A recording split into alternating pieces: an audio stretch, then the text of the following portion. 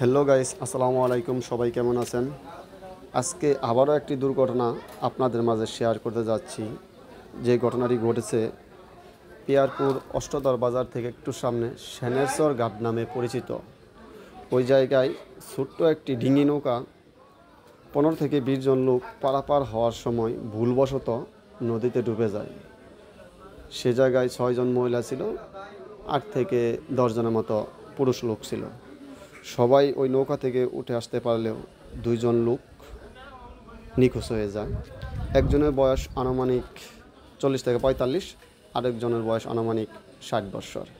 একজন লোক ওই জায়গায় অষ্টদর বাজারের স্থানীয়, আরেকজন লোক তার জন্মস্থান ছিল মুক্তাগাছা ওইদিকে। সে এই জায়গায় বিয়ে করে ঘর জামাই, পরবর্তীতে এই জায়গায় বসত শুরু করে।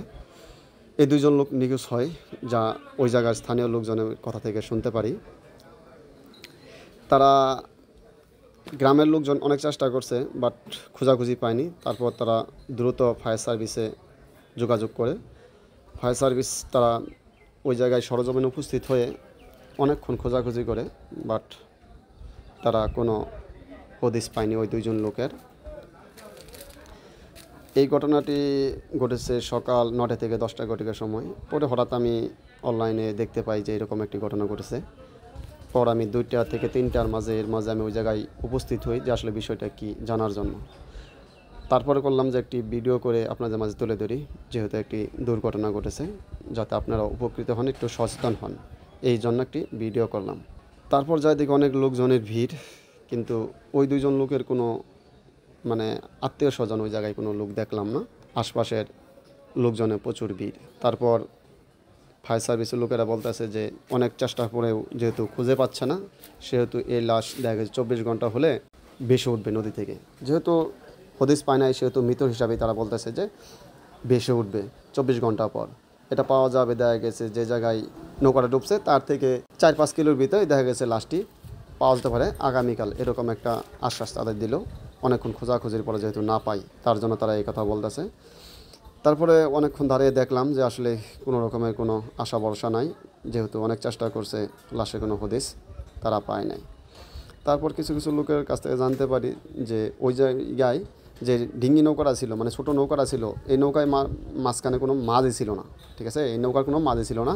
ওই জায়গায় তারা ছোটো একটি নৌকা রাখে, যারা যাত্রী তারা ওপারে যায়, আবার ওই পারে নৌকা রাখলে ওই পার থেকে আবার লোক এই পাশে আসে। এটা নৌকার মাঝে কোনো মাঝি ছিল না, তারা নিজেরাই ব্যবহার করত। লোকজন বলাবল করলো যে বেশিরভাগ এই নৌকাটা গরু ঘাস কাটার জন্য ব্যবহার করত। যাই হোক, চলেন দেখি ফায়ার সার্ভিসের লোকে কি বলে।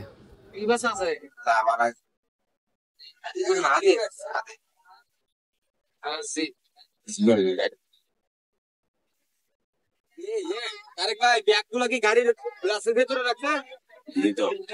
গ্লাস উঠানো না?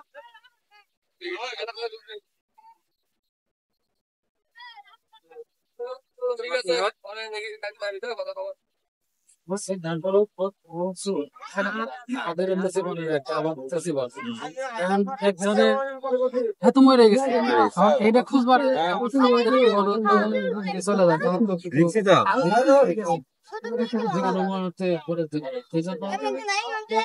খুঁজবার গেছেন তো ইউনিটের কাজের প্রতি আমার সচেষ্ট, ঠিক আছে। এনে খালি আমরা করতে পারি কিছু করার নাই। আপনার নাম লিখে